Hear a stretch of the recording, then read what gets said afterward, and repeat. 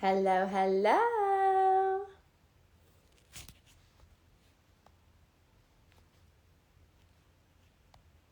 All right, we are live. Let's see. I'm going to have Danny is jumping on here. Hi everyone. Hi. Thanks for joining. Let's see. Oh, accept. Let's see if this works. All right, accept. Ah, here we are. Hi, sis. Hi. The beginning of a live, as everyone knows, is always just so silly because I'm like trying to read all the words, Right? do all this stuff. Able to join, right? Ready? People in there. Can you hear me? Yeah, yeah. I feel like a couple of your words were cutting out, but I can totally hear you. How about if I count to 10? 1, 2, 3, 4, 5, 6. You're great. You're great. You're And great. you heard all the numbers. Uno, dos, tres, cuatro, cinco, seis. Have to Yeah. try to use similar to Yeah. Hi from Idaho. Ooh, I just saw somebody saying hi from Idaho. Hello. there's hey from Germany. Boa tarde. That's from Portugal. Oh, that's so cool. Hi, everyone. This is so fun to have you guys on here for our very first When We Slow Down Instagram Live. I felt really compelled to do this live because I've had a lot of questions about the children's book that I wrote that will be out soon, about the sort of meaning behind it and mindfulness. And so this Instagram Live series will kind of walk us through sort of the reasoning behind why I did this to begin with, and people that I lean on, that I'm inspired by, that practice this in their lives or don't practice it or think that they don't and then actually do.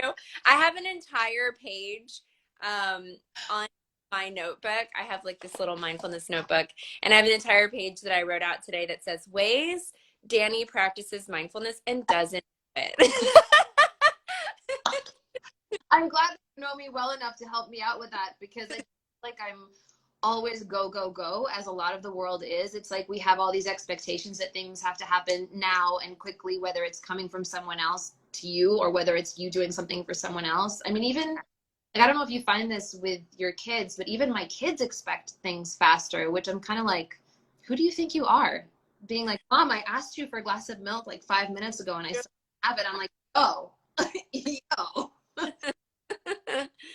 Yeah, that's true. I mean, it is like, I think and I've thought about this for years, and I've said this many, many times, but I am not someone who automatically has this need to like write someone back right away.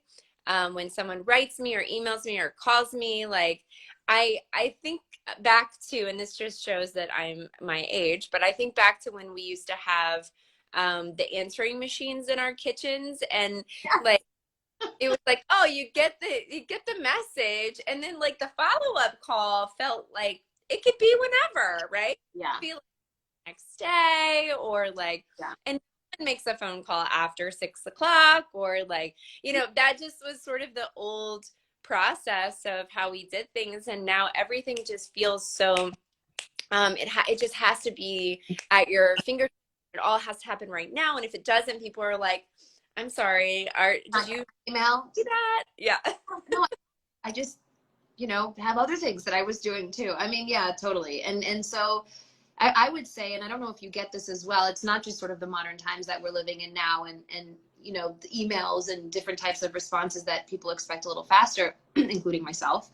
But the profession that you and I work in, right? If you're in the art industry in any way, at least as an actor or even as a director now for myself, every time you have a job, that job has an end date. And then there's anxiety that kicks in about like, when is my next job going to come? When this is over, am I ever even going to work again? because it's not a long lasting, you know, contract where you get to rise through the ranks within a company or something like that. And so it's this constant, I need the next audition, I need the next self tape, I need the next networking event, I need, and it keeps you always sort of on your toes leaning forward, where you can't sort of rest back on your heels and just stand and just appreciate what's right there, you know. Yeah, that's true. Wait, somebody just said something. Oh, Cannot stand the right away, but also iPhone era has created a helicopter parent mentality. Yeah, it's true. It's definitely like, I agree with that. I think everything is really demanding like right now. yeah. But you know, because of that, I think that's just the way that things are. And so, how do we pivot and what do we do for our own like physical and mental health during that time? And so, part of that is that we have to have moments to like check in with ourselves and with our kids. And there's ways in which I think we all do this, but we don't, you know, exactly know that we're doing it. And that's my whole point with you is that I asked you about it and you were like, gosh, I really thought about it. I mean, you can tell everybody what you said to me. What'd you say? It was like, do you want to join me for this conversation about mindfulness? And I said, I'd love to, but you know, if I take a picture, a bird's eye view picture of my life, I'm not entirely sure that I live mindfully. I mean, I know that I'm lucky in my life and I'm doing exactly what I love doing, but there really is this go, go, go mentality. And then, you know, while we were all in the kitchen having pizza, you know, between you and Eric, I realized that if I replace the word mindfulness with gratitude, Right. then yes, in that case, I am mindful. I am grateful because I do look at the details of the life that I lead and say, wow, this is amazing. It's surreal, but it's real. And, and, and I am grateful for every detail of it. What, you know, to my kids' health and how lucky I am that they're able to run across the soccer pitch and soccer field and play soccer for hours on end, and how, you know, Sierra loves to make believe and she talks to herself for hours, to herself, putting on performances for her dolls and her stuffies and stuff like that. You know, I absolutely do notice these things. I just stand at the door and listen and just smile to myself, you know, because I also know how, we both know how quickly our kids are growing up. Yes, that's so true. So if I reframe what mindfulness means in my mind to gratitude, then yes, I am mindful, but I definitely think that I could do better about that, and not so much beat myself up over not being mindful all the time. You know, I think it's like, oh, I'm never mind. No, hold on, you do have your moments of mindfulness. It's tough to be mindful at all times because there No, yeah. And I are mean, like, I don't think that's what anyone, you know, yeah, tries to strive for. It's just like taking those moments throughout the day. And I do completely agree with you. And I, you know, I did a blog post for Lumily, who's the publisher of the book I wrote, Happiness is the Journey. And in the post, I talk about how it's the same for me, where mindfulness, they're partners with gratitude, I think. And so it's those moments when we do slow down that we feel that sense of gratitude of the things around us. And it's hard. I was explaining this to Danny on the beach, and I was saying, like, here's my exact representation of like what life feels like, right? It's like, okay, here I have a moment to stop, so I'm going to do this, but this is what I'm feeling inside, right? I'm stopping, but everything's telling me to keep going, keep going, keep going, keep going. I need to like do the laundry. I got to go clean the house. I got to do this. I got to do that. There's all of these things this that, judging you're doing. Sarah was doing it to my arm on the yeah, beach. It was like, it's like life is just doing this to you. And I'm like, huh? Yep, what yep. you feel, right? And you're like, okay, so this is how I feel on vacation too.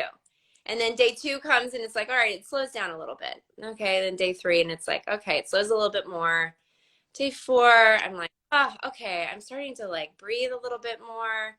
Day 5, okay, now I'm feeling like I'm really here. And then day 6, you go home, right? Like, what? No, you can't do that because it shouldn't just be on vacation when we actually take those moments. It should be somewhere in our everyday life. And here's an example of, you know, so, and I'm going to get into some questions with you, but here's just like a straight out of the gate example, which is that when Wyatt was, I guess he was 5, right before, maybe no, he was 6. It was right before the whole world shut down. I was shooting a show in Toronto. I was flying back and forth every single week, and I felt really disconnected from my family. It felt really hard to go and work, which is why now I'm trying to like work here and not work out of town. Um, and so what I started doing with him was at sunrise, we would have tea together. He would make tea, like a tea ceremony tea. And I got this little like teapot, and he would pour the water, and he would do the whole like tea ceremony, and he would pour it for me and clean the bowl and do that whole thing. And then he and I would just sit together, and he loved the process. And we would like watch the sun come up together, and we would just talk in the morning. And we tried to do this like a few times a week. And that sounds insane, right? To have that part of your morning when you need to be just like going and going and going. But we took this as, I was like, we only have really 20 minutes in the morning to do this, but let's do it. And let's just have those 20 minutes be completely focused on you and I. And we would sit and we would drink this tea together. And it was everything we needed for him and I, because it was so much rushing around with me traveling and him at school, and like there felt like there was an imbalance in our lives. And so that was an example of like not really even realizing what we were doing, but we needed to slow down, and that's how we did it. There's two things that come to mind here with the story that you say. And there was somebody who just in the comment section who asked, you know, do you two suffer from mom guilt, alone? The answer to that question is a big fat yes. And I think that speaks to what you were saying, Sarah, that like when you're traveling for work, and sometimes, you know, it's like you have to keep your career going. You have to have you don't have to, but for me at least, I have to have an identity outside of the family, but I also need to know who I am within this family. Yeah.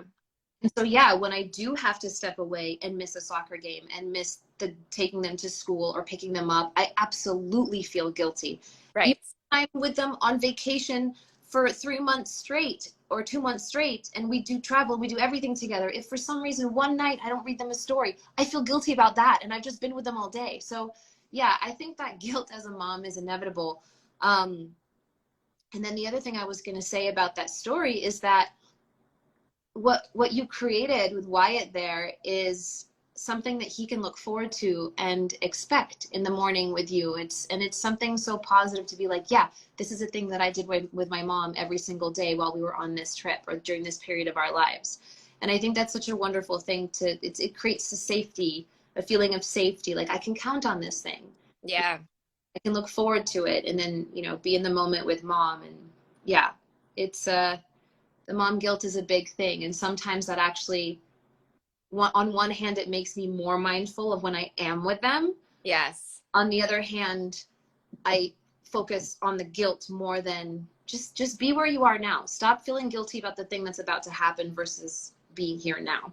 Right. You know? Yeah.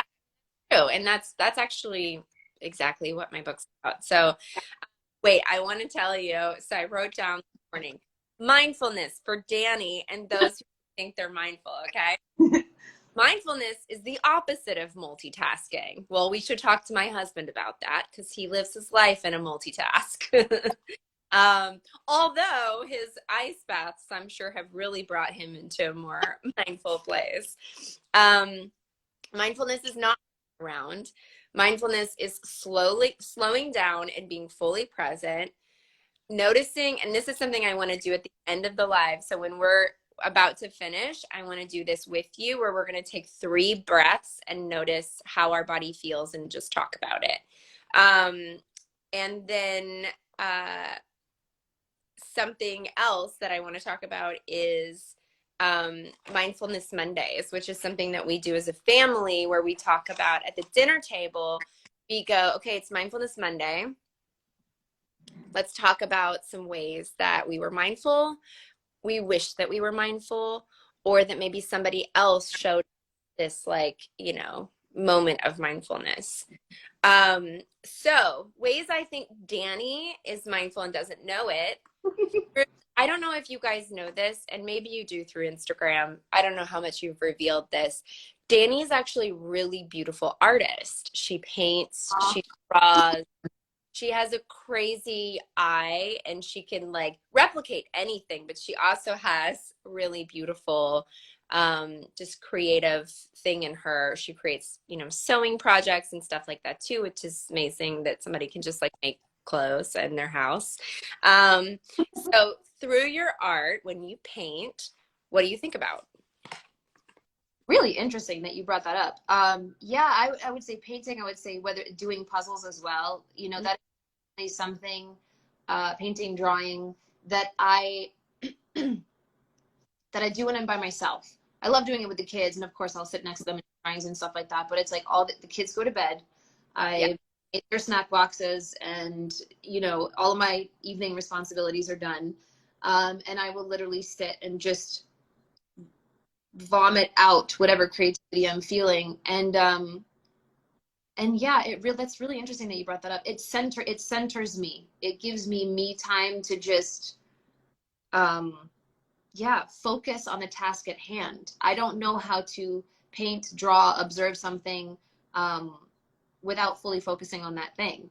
Right. So it's not thinking about, okay, my to-do list and all these other things. All Um, focusing on in that moment is what's in front of you, right? yeah, completely. And Right. it's virtually not possible to do it without fully focusing on what's in front of me. And the reason I know that I really am fully focused is that I start at, the kids go down at 7:30, and at 8:30 or whatever it is, I'm ready to do my own thing. And all of a sudden it's 1:30 in the morning, and I'm like, oh shoot, I gotta go to bed.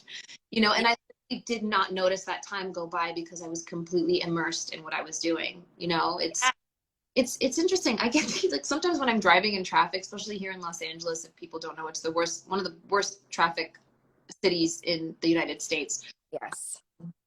And I sit there and I'm like, I have this explosion of creativity, but there's no paper or pen right there. There's no thing to write down. There's no, and it's just, I feel the need to create, and it drives me nuts just sitting in a car waiting in traffic. And I'm like, I have to listen to a podcast. I have to listen to a book. I have to call someone. I have to need to do something now because I just, like, something is bubbling up and it has to come out. Yeah, that's the thing. I think that's the like collective energy that you feel in a city too when everybody's always on the go. There's this energy that sort of like vibrates through the city in general. So it's like when you hear people talk about being in New York and feeling buzzy, like they feel the buzz of like the city, it's because there's so much energy in that city from everyone and everybody's on the go.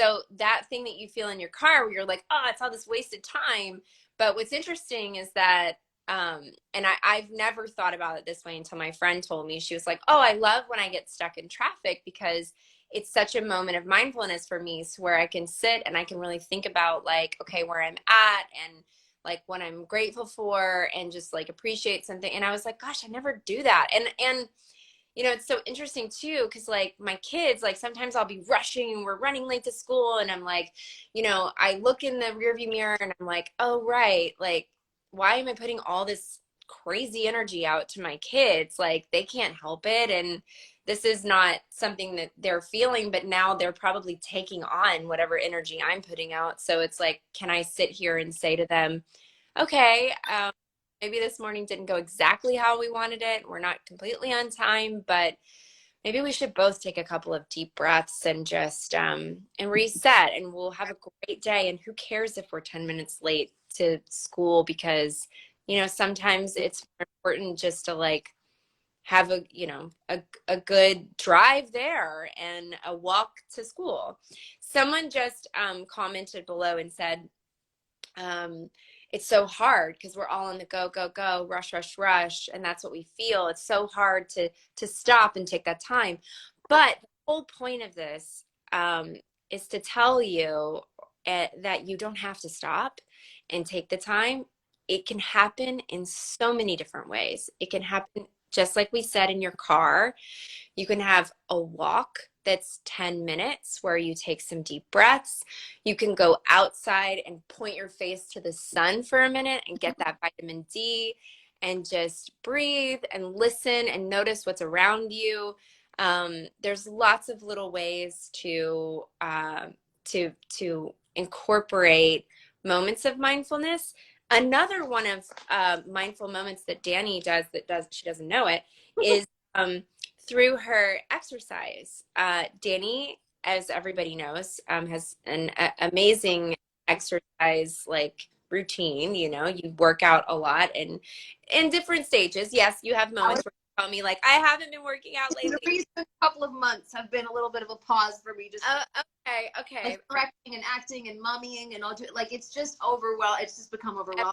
Does that? But That's overall, yes. overall you have you're very good at it. And when you get to the end of an exercise, what do you usually do? I breathe. Breathe. I And take it. what I see you, I watch you at the end of an exercise stretching and you're breathing and you're obviously not thinking about your to-do list. You're like taking in the end of that workout and you're sweat out all this stuff and you just feel really good. I'm sure I'm speaking for you, Oh but no, I mean, you know me that well. You know that that's the case. You've been here for workouts and everything. Yeah, for sure. But I think the most important part of that you just said is like, once you finish the exercise, what do? I take a big old breath. yeah, And it just calms the heart. It just calms the endorphins that are going through your body at that moment after workout. I have like absurdly high energy. It's like when you and I were growing up, the term ADD or ADHD wasn't really like thrown out there very much. And I've never been diagnosed with it. I've never been tested or anything like that. But the more I read about it, the more I'm like, I might have a little bit of ADHD, and it's not the inability to focus on something. It's just, there's just so much energy that it becomes. And it's funny because my son is very similar too. He vibrates with energy, and it's hard to stop and take the breath and focus. It's like even when I start to take those breaths and stop, it's almost like my heart accelerates before it's able to calm down. yes. So that's, yeah, it's really, really interesting. Um, well, what another way that I know, and I don't know if anyone does this, so I'm outing you a little bit, but um, Danny has a nighttime routine with her kids, and what do you do? Tell us about it.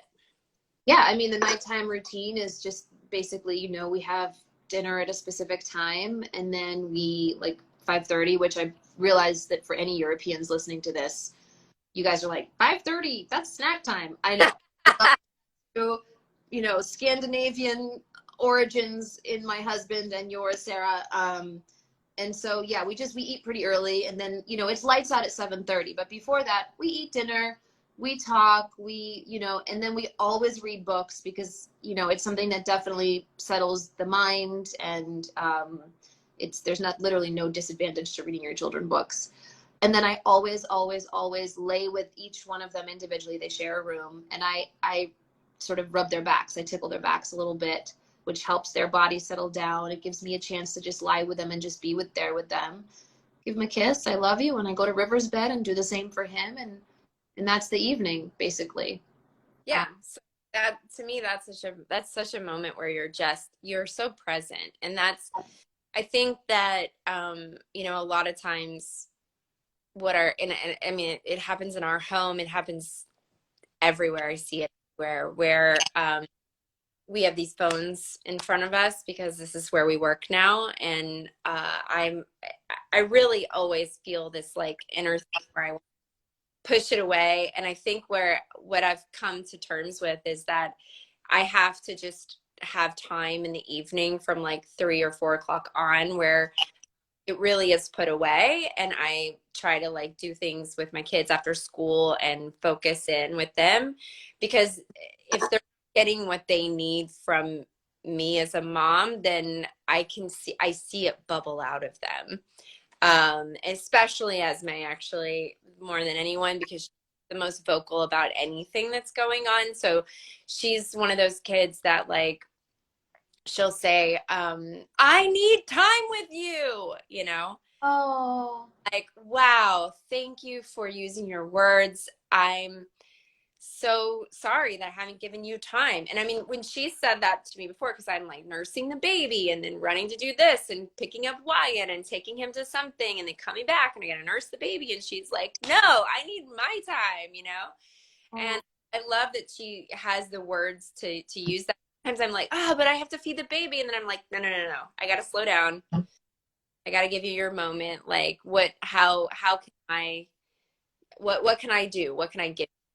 That Uh, shows emotional intelligence on her part, that at the age of 5, she's able to vocalize her emotional needs from you specifically. I had there was a couple of times, like if Sierra's having a hard time that day or whatever it is and having a tantrum, River and her are very different. River, when he's having a moment where he's not really feeling himself and he's having a tantrum and um, he's very much, I don't want to talk. I don't want to be touched. Just yeah.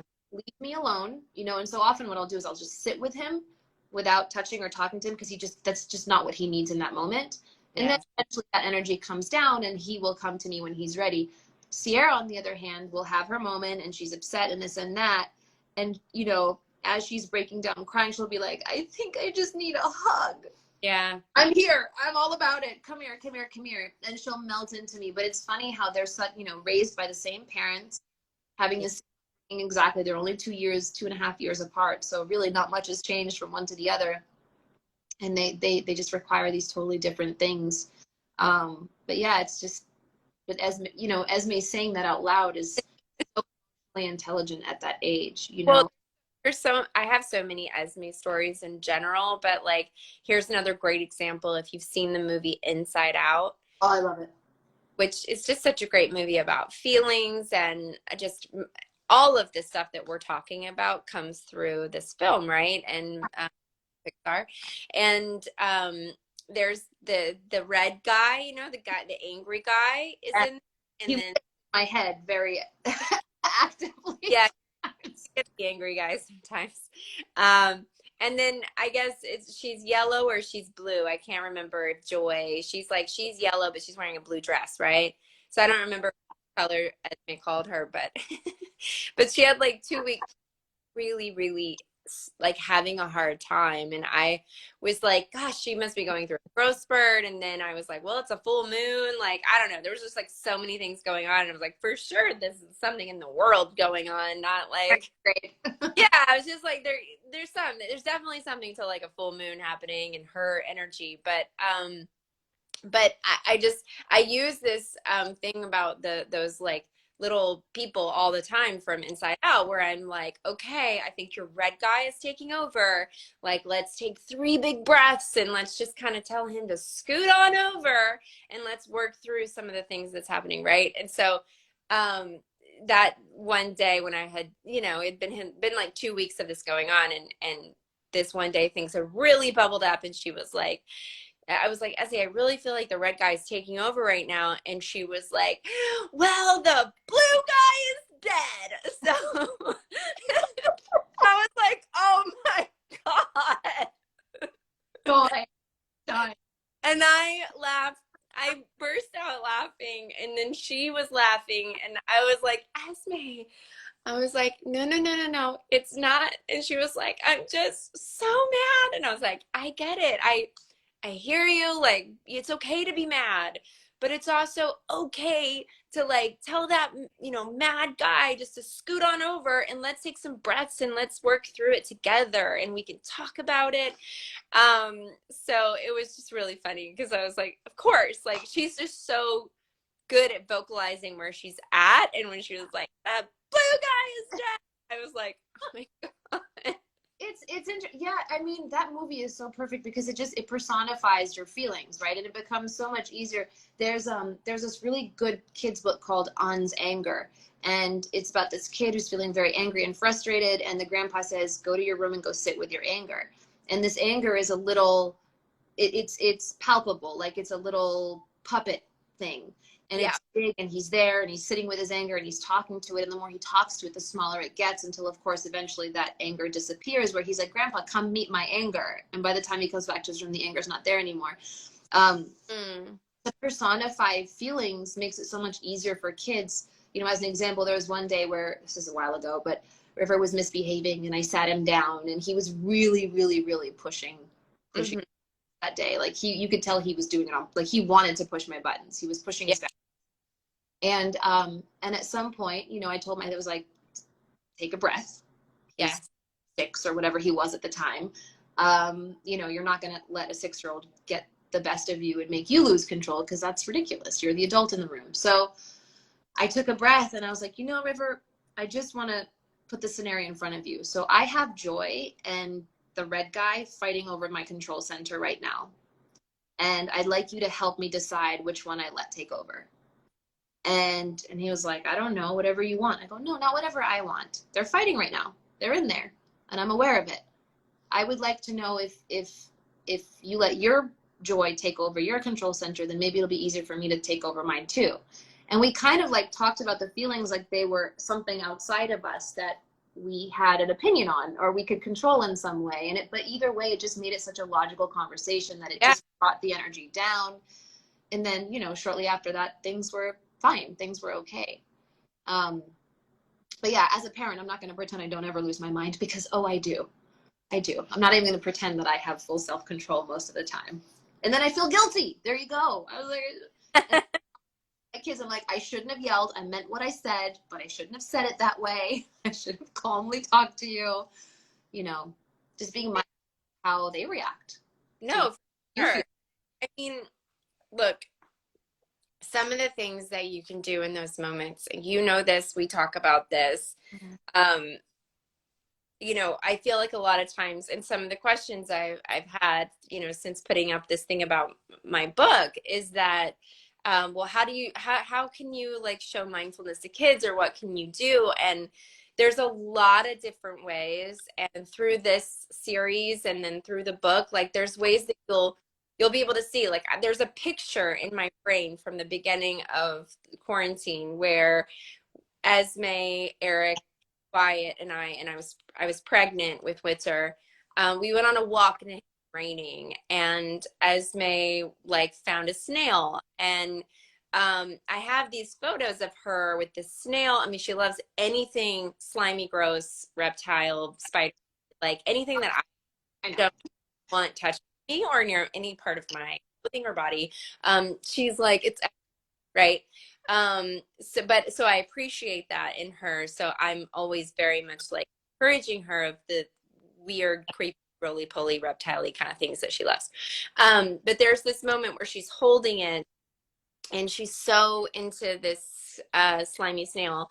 And she was talking about the way it felt and its shell, and we were looking at like the way the water was trickling down from the rain. And gosh, I mean, we weren't outside for any longer than like 10 minutes or something, but there was this whole world that came to life around us. And she noticed it and I noticed it, and it felt so good to do that with her. And I mean, yeah, that sounds like something so simple, and yet um, we there's a lot of days when we don't have those moments. Like those moments are skipped over because, well, gosh, I have to pay those bills and I have to do this, and there's all these like things that are always chomping at us, right?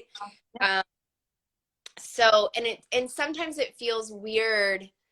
I mean, at least for me, sometimes it feels strange, to like try to incorporate, how do I bring this into my life with my kids? Like, are they gonna think I'm silly? Like, is my partner gonna be into it? But, doing something like Mindfulness Monday where you're at dinner and you go, I want to tap into where we're at right now. And like, did you guys, anybody have a moment that was mindful today? Was there a moment you felt gratitude, or, and then it's funny to hear your kids, like, especially when they're our kids' age, what they have to say, because Esme will be like, well, yes. Um, I had a moment today where someone stole my toy that I was playing with, and I had to take a breath, walk over, and say, I'm going to make up a name, Roland. Roland, I don't like that when you take my toy, but you can play with it, and then I need you to give it back to me. And I'm like, oh, you said all of that? And she's like, uh-huh. And I'm like, I'm curious how much of that was actually part of but cute. I was like, great. Okay. She knows what it means. And she was like, she always talks about the breaths that she takes. And what's really cute is that Winter is, a year and a half. Yeah. And when she gets really upset, Esme's like, okay, Winter, we need to breathe. Let's take some breaths.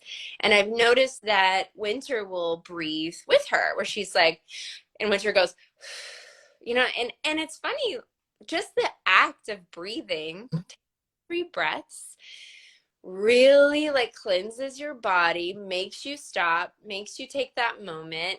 I think mentally we need it, and Yeah. we don't do it ourselves.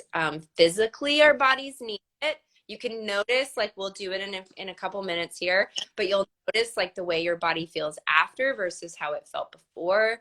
I mean, You'll it's proven. They've studies on how breathing and taking breaths completely yeah, changes, the chemistry of your body in that moment. And, so, but I have a question for you, Sarah. I would like sure. to know, in all these stories that you've told me about the kids, like what led you to be inspired to write this book, but also it seems that you wrote it pretty quickly. It was like just something that hit you, right? Yeah, I mean, Talk about that. yes, I was breastfeeding Winter, and I mean, because I wrote this a year ago. Right. I was breastfeeding Winter, and I was just thinking about like all of this stuff that we're talking about. And I don't remember if like something had happened or if there was sort of a moment that we had. I know that we were deep into the pandemic, so had many moments to kind of slow down, and then other moments where it felt overwhelming. And something that really was talked about a lot during the pandemic is just mental health in general. And I started to notice things that I really needed for myself, and I was able to vocalize them to my partner, who was vocalizing what he needed back to me. And the synergy there just started to feel really good, that we were able to say, okay, I need a minute. You help me with this. And then it was met with, yes, take that minute, Hmm. do that. And then, which is so great to have that in a partnership. Um, but I was sitting on the bed breastfeeding Winter, and I just think about some of these things. And Clover is actually, I don't think I've said this to anybody yet, but the name Clover is in the book. Clover Tree is the main character's name. And there was a moment when Winter's name was going to be Clover. And so it was either That. Winter or Clover. And so since I named my daughter Winter, I named the character in the book Clover. And we had many moments. I've had many moments with Esme where she's been such a big teacher to me, about just, I don't know, everything in life. She's taught me so much, and she's 5 years old, And I remember sitting there thinking about this like mantra that our father-in-law, Eric and David's dad, has been putting out into the world for 50 years as an English professor, cross country, and track coach. Happiness is the journey. He talks about that with his athletes. It's like, it's all the small moments that make up your journey that will bring you joy. It's not that moment at the end when you win the race, or you accomplish the thing, you get the gold medal, you get that promotion. That's not the moment that's going to bring you joy. It's everything that leads up to that moment, right?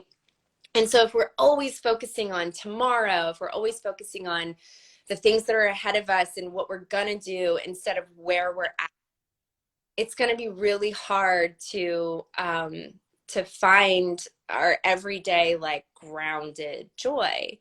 And so I was thinking about that, and then I just started writing the story, and it like came right out of me and onto my phone. Like I was writing it in the notes of my phone. And then I was like, well, okay, I'm not sure what this is, but it feels like a story. And I was like, I'm just going to send it to my literary agent. I had written the other book. I sent it to her, and then I was like, oh, was that a little too soon? I probably should have proofread that. Like, And then I was like, well, okay, she'll write me back and then we'll go back and forth. And then it just kind of grew from there and we went through an editing process and the whole thing. But yeah, that's where it all came from. And it was something that I think, you know, I went through with my family and then experienced, and then it's something that we try to incorporate into our life, and it brings us a lot of joy. And so I think that that's, why it's so important to share that with the world. Yeah, that's amazing. And then, so do you have a release date? I don't yet, but Okay. I will be announcing soon. So Okay. Danny and I will both have the sign up in our stories. And if you sign up for the release date, then you'll have everything that you need. You can pre-order. Um, thank you for asking. That's so nice. Oh, I'm so Um, interested. I'll be honest with you. Like the concept of there's a lot of stuff that I do creatively in my own life, but writing is just not one of them. It terrifies me. For some reason, it's just a form of expression that makes me so fearful. It's so bizarre. Maybe because I'm afraid I should probably just like go and try it. But yeah. I just have so much respect for people who are able to just sit there. And it's not that I can't write. I know that I write well if it's an email or, you know what I mean? Like my communication is plenty clear and eloquent enough, but it's just like to sit there and sort of create a plot, a story, create a character that isn't like actually in my own body as an Yeah. actress. I find it so like literally scary. I don't know if anybody else in the comments section has something that scares them, but yeah, I have your book back here as Um, well. This is the Australian version. The American version is, I think it's on my nightstand actually because I get it frequently. well, thank you. That's very sweet. I really appreciate it, and I appreciate the support. Um, Girl, I'm someone one of your biggest cheerleaders. You have a lot of wonderful mommy here for you too. Well, I really appreciate it. I was gonna look at the questions here. Talking Someone about uh, someone said that personally, I recommend appreciating every little thing, especially when the pace of the everyday life is overwhelming. Trying to find, observing nature, trying to find a moment of peace. Um, and then somebody said, "Wow, honestly, when was the last time Danny slowed down?" That's true. That's an interesting question because since I started working at the age of 16 while I was in high school, which I think anybody in high school can be pretty overwhelming, now add 10 to 12 hours of shooting a soap opera on top of that. Yeah, I think my issue is when was the last time I slowed down? It's more I don't know that I know how to live slower. Mm, You know what I mean? Like this is just the way I compare it is for anyone who cooks, if you have a kitchen scale, when you turn that scale on and you put a bowl on it, of course, that bowl has a weight, it has a mass. But if you put the bowl on the scale and then turn it on, it starts at 0 so that you can weigh the food in the bowl, right? So just because it says 0 doesn't mean the bowl isn't on there. And that's kind of how I feel like my life is. It's just like things that feel like they're a lot for one person have become my baseline. And mm. so I just build things on top of that. But when I step back and take a look at the whole picture, it's like, oh my gosh, that's a lot of stuff on my scale. Even though, the things at the bottom were registering 0 before everything else got piled. Does that make any sense? Yeah, And so if absolutely. we were to take everything off that and say you are completely free to just rest, I truly believe that my anxiety levels would go up. I need like I not everybody has the same personality. For me, like I need to be busy. I need, like I said, just sitting in the car. It's not that I'm bored in the car. It's that there's this bubbling up of ideas and things that need to come out. There's too much stuff that needs to be done and said and drawn and created. Um, and yeah, so I just need the outlet. I mean, I was 10 years old and I was competing in gymnastics, coming home at 10 o'clock at night to go to school the next day. It's just like my parents have always been really hard workers and worked long hours and were still with me a bunch. I have amazing supportive parents that were there every step of the way. But I think that's just the family I come from. We're just all I mean, it then I married a fast mover. Had really fast That's true. You really did. So really, it's not about just slowing your whole life down. It's just about like taking moments, right? Totally. So we're gonna do something before because we're gonna wrap up here. Your Um, husband texted me. Does he not know that I'm talking to you? hello. My husband did? Yeah, I was like, Oh, that's really funny. probably Um, about. actually, he does because he's with the baby in the other room. So, Yeah, he's our episode. That's hilarious. oh, that's funny. So excited to see your guys' episode. You guys, the That's the episode exercise. I wrote and that Danny directed. Oh, you're in for a treat. So exciting.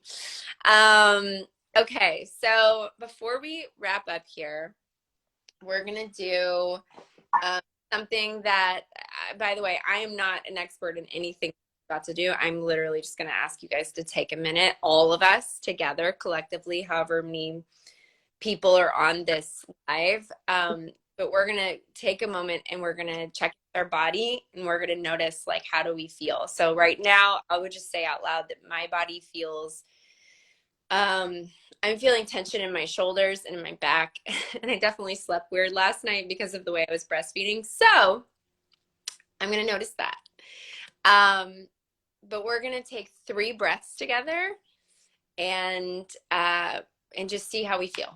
Okay. And so as you take your 3 breaths with us, listen to what is around you. Notice like any smells, notice what you feel in your body.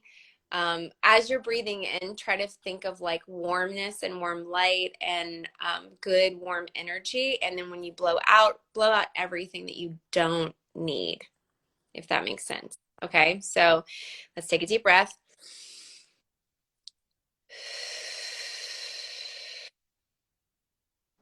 And 2.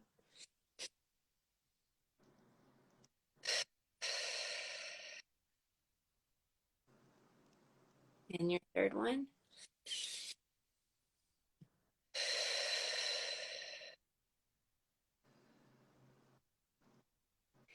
You just notice the like gentle like pulsing that happens in your body after you do that. I was about to say, like the first breath made my heart beat faster. I'm telling you. And then the second one, that always happens to me. And then the second one brings it to normal. And then the third one, as I progress, it kind of like calms everything. I feel calmer. I mean, so when I was taking my breaths, what did you notice? What did you smell? The stinky dog over here. Oh, great. I love and No. and then when you exhale, like for me, as I'm exhaling, I'm like, oh, right, I don't need whatever that tension is, and I don't even know where it's coming from, but it's there, so I'm just gonna try to get it out. And so those are some of the things that I do. Somebody just wrote on here a minute ago, which I thought was so beautiful, that their moment itself is in the morning when they're grinding beans for their coffee and they're pouring the shot and they're doing the milk and they're making their coffee and they're just taking that moment and then drinking their coffee. I love that. I think that's a great time to like have a beat before your day starts and then just, okay, I'm gonna head into my day and I've taken a moment for yourself and that's just so healthy. I agree. Thank you guys so much for joining us on this very first When We Slow Down. Danny, thank you for being a part of it. You're so energetic and wonderful, and you have so much, but yet you don't realize that you are very mindful and you do take moments that you need. You check in with your body and you do your art or everything that you do to slow down, and I think that's really important. So Everybody that joined us as well. I know there was a lot of comments and questions that we obviously can't address everything. I see there's, oh my gosh, Sarah, if you're noticing the flags that are coming up, it's people from literally all over the world. This is which is so it's really cool. And also, Mamacita, I want to say I'm so proud of you. I'm so proud of you for like you're such a powerhouse. And I have as like the way I don't go, oh, that person is doing this thing that I should be doing. I'm like, this person inspires me to want to do things that I want to do and that are in my wheelhouse. And, you know, to take a picture of your life as I know you, Sarah, and your kindness and your calm and the way you wife, the way you mother, the way you write, the way you run your business, the way you interact with everybody I see around you. I just want to say I'm really proud of you and I love you as a complete human being. I really do. And I want the world to hear that. I'm like getting emotional saying this to you that way. And I'm, you know, the amount of times that we've hung out where I'm like, oh, this thing happened with the kids today and I feel so bad because I didn't say the thing I should have said or done, you know, and to have you was like, it's okay. It's normal. It happens. You know, it's like you guys might be able to buy the book, but I like have Sarah or information and calm. So thank you for having me and I love you. I love you too. And those were all such beautiful words and the feelings all mutual. And so we're very lucky to have good people in our family. So thank you very much. And for anyone who hasn't signed up for the release of Happiness is the Journey, please do so. It will mean so much to us. Danny will have it in her stories. I'll have it in mine. I'm really excited for you guys to have it in hand. I showed Danny some of the art from the book, and we're both just like over the moon. I cannot wait for you guys to see this art. And yeah, that's it. Thanks for joining us. And I'll be doing my next When We Slow Down with our wonderful friend, Nikki Reed. And so join me next week for that. It'll be next Monday, and I'll be posting about that soon. Big hugs to everyone, and I will see you soon. Yeah. Bye. Bye.